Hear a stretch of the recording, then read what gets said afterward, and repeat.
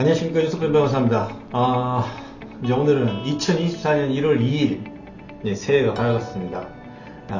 새해가 밝았으니까 다시 또 공부는 또 해야 되겠죠. 오늘은 그 임대차와 매매와의 관계에 대해서 설명을 드리려고 하는데, 본래 매매가 일어나면 임대차는 소멸하는 것이 원칙이거든요. 근데 안 그렇죠.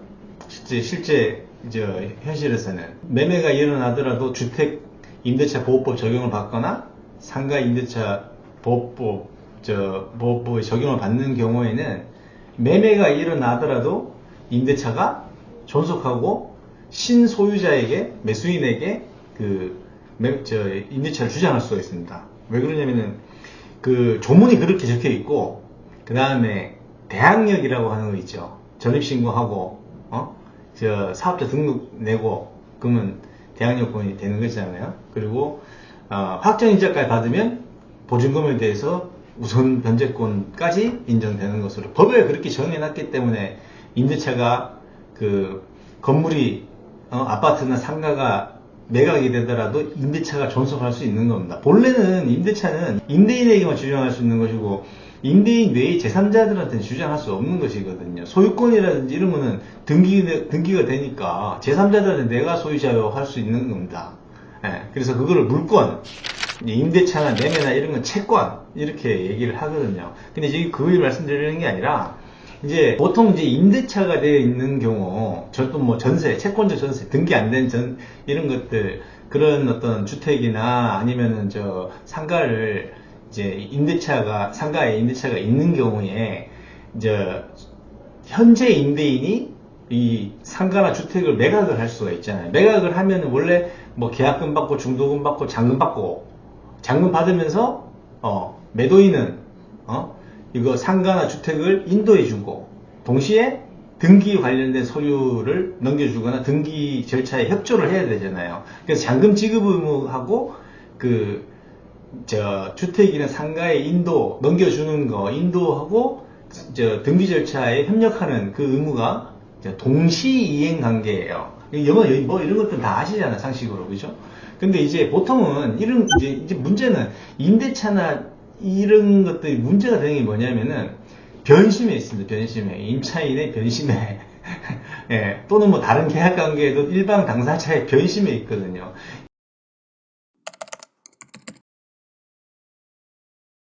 요 사례는 뭐냐면은, 이제 주택을 매수하려고 하는 실거주 목적의 매수인 A가 2021년경에 매도인, 구소유자, 임대인이면서 매도인인 B하고 계약을 해요. 계약을 해가지고 계약금 뭐 1억 1천만원?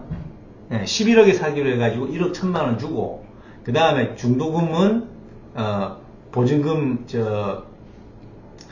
보증금을 구소유자에게 매매 대금을 주면은 구소유자가 임차인한테 보증금을 줘야 되잖아요. 근데 보통 그렇게 하는 경우도 있고, 그러니까 매매 대금을 다 100% 주는 경우도 있고, 그 설정되어 있는 임대차 보증금을 인수하는 경우도 있죠. 매수인이 내가 줄게. 그리고 잔금은 얼마, 언제까지 준다. 이렇게 하는 경우가 있잖아요. 근데 요 사례에서는 이제 계약금 주고, 중도금은 이제 임대차 보증금 4억 상당 인수하고, 잔금은 현금으로 주기로 했는데, 부동산 중개업자가 임차인한테 물어보니, 자기는 갱신 요구 청구권, 주택은 한번 갱신 요구 청구할 수 있잖아요. 그래서 2+2, 4년까지 살 수 있잖아요. 근데 안 하겠다는 거지. 그걸 하긴 하고, 이제 이 매매 계약을 체결한 거예요. 그래서 체결했는데, 임대차는 언제 끝나느냐? 2021년 10월 달에 끝나고, 그 다음에 이걸 실질적으로 넘겨주는 거는 2021년 12월, 2달 후쯤까지로 이렇게 유예를 해놨어요. 혹시 모르니까. 이사 못 가고 이러면 그 기간이 있으니까. 근데, 임차인이, 갱신요구권을 행사할 수 있는 임대차 존속기간 끝나기 6개월 전부터 1개월 전 사이에, 나는 다시 살래. 한 거예요. 그럼 어떻게 됩니까? 다시 산다고 했으니까 지금 뭐 임차인이 이 새끼 전에 했던 말하고 지금 왜 번복하느냐 이런 얘기 하면은 원래 그 신의성실의 원칙, 자기 모순 되는 그런 번복을 하면은 그 효력을 인정 안 하거든요. 근데 임대차는 상가임대차 주택임대차 보호법은 임차인에게 불리한 조항은 무조건 무효로 하고 굉장히 강하게 보호를 하고 있어서 이 경우에 갱신요구 청구 안 하겠다 그래놓고 행사 안 하겠다 그래놓고 한 거를 이제 유효하게 보는 거죠. 그러니까 매도인은 지금 주택을 2021년 12월까지 넘겨줘야 돼, 인도를 해줘야 되는데 지금 안 되잖아요. 왜냐하면 매수인 A가 실거주 목적이야, 투자 목적이 아니잖아요. 그래서 그거 안 되니까 잔금 지급기일에 안 준 거예요. 매수인 A가 매도인 B한테 잔금을 안 준 거지.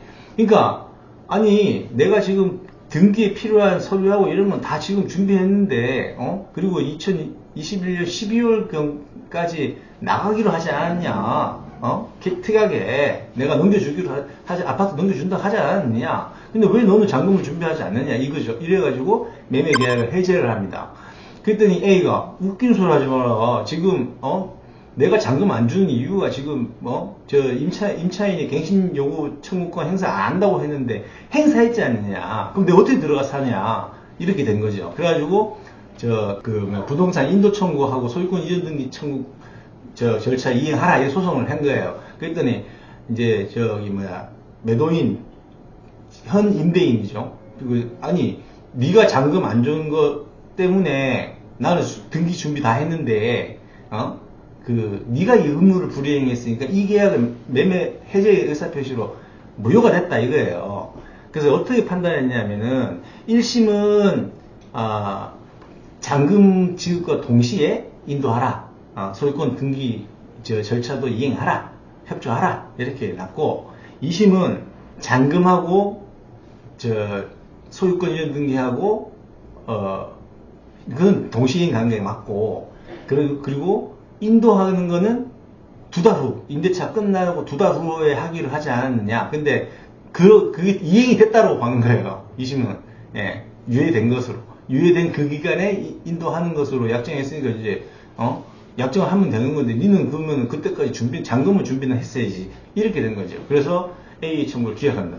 근데 이제 대법원까지 올라가서 대법원 2023-269-139 판결에서는 이제 통상적으로는 매수인의 매매 잔대금 지급하고 그 다음에 매도인의 소유권 이전 등기에 필요한 모든 서류를 준비해서 주는 거하고 이게 동시행 관계다. 요거는 원칙적으로 한 거고, 근데 요 사건의 특약사항은 인도는 2달 후, 임대차가 끝나고 2달 후, 그러니까 잔금 지급기일 지금 조금 지나서 그걸로 되어 있다. 근데 그러면은 매도인, 그러니까 현 임대인의 이 아파트를 현실적으로 인도해주는 의무는 유예된 2021년 12월까지로 유예돼가지고 그때가 되면은 신매수인이 A가 임차인 C한테 아파트 내놔 인도해 라고 청구할 수 있는 청구권이 넘어갔다라고 봅니다. 대법원은. 그래서 이 임차인이 임대차 갱신 요구 청구권 행사하지 않겠다고 했다가 다시 또 요건에 맞춰가지고 갱신 청구권 행사한 것은 이제 유예한 것으로 보고 결국에는 매도인 B의 아파트 인도 의무가 사정 변경에 의해 가지고 이행하기에 현저한 장애, 곤란, 이행 불능에 가까운 그런 사정이 반했다. 그래서 매수인 A가 잔금을 준비하지 않았다 하더라도 이게 공평에 어긋나지 않고 이 사람 매수인에게만 잔금 지급할 의무를 부여하는 것은 형평에 어긋난다는 거죠. 그리고 그렇게 해서 매도인 B가 매매 계약을 매수인 A가 잔금 지급 준비를 안 하는 사정을 들어서 해제권 행사하기 시까지 이 매수인 A의 잔금 지급 의무의 이행 거절이 정당하다 한 것 같다. 그러니까 더 심리를 해야 된다. 그러니까 매수인 B의 해제 의사 표시가 정당한 것인가 다시 심의해라, 다시 판단해라, 이렇게 얘기한 겁니다. 그러니까 쟁점은 그겁니다. 임차인이 갱신 요구권 행사 안 할게 했는데, 그 갱신 요구권 행사 기간이 있잖아요. 임대차 기간 종료로부터 6개월에서 1년, 1개월 전, 그 사이 꼭 해야 되거든요. 그 안에 하거나 바깥에 하면 안 되거든요. 그래서 그거에 번복을 해도 유효하다.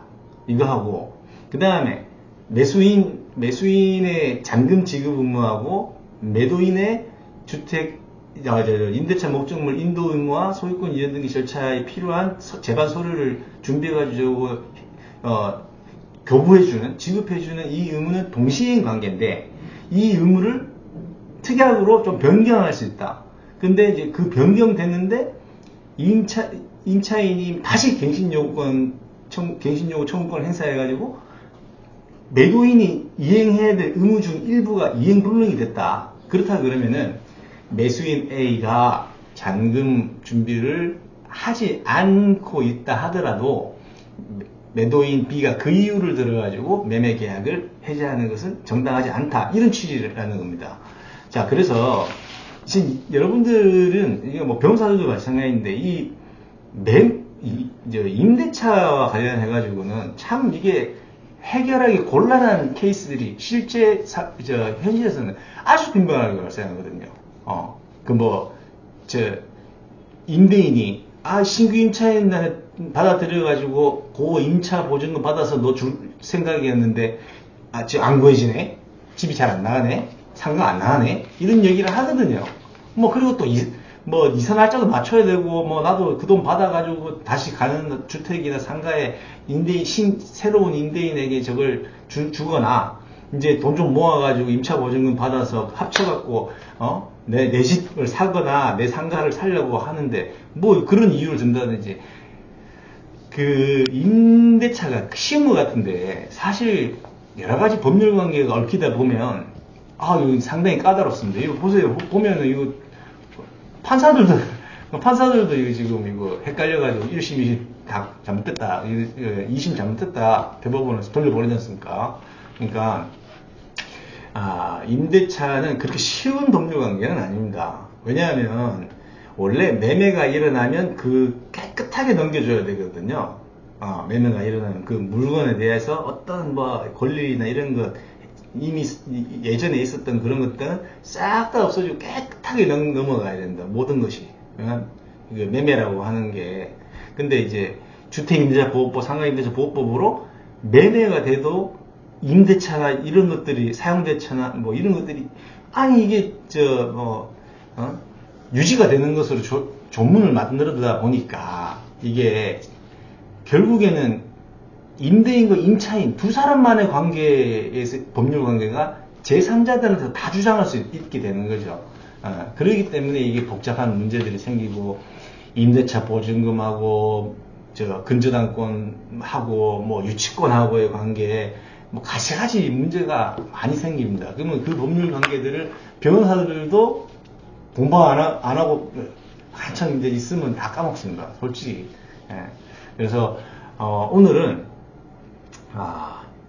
이 말 바꾸는 임차인의 갱신요구 청구권이 정당한 것인가, 그리고 매매가 이제 임대차가 지금 유지되고 있는 그 주택 상가에 대해서 실거주나 실영업을 하기 위해서 그 상가나 주택을 살려고 하는 매수인과 매도인의 관계, 이거에 대해서 좀 약간 좀 시간 오버됐는데 10분을 끝내려고 했는데 말씀을 드렸습니다.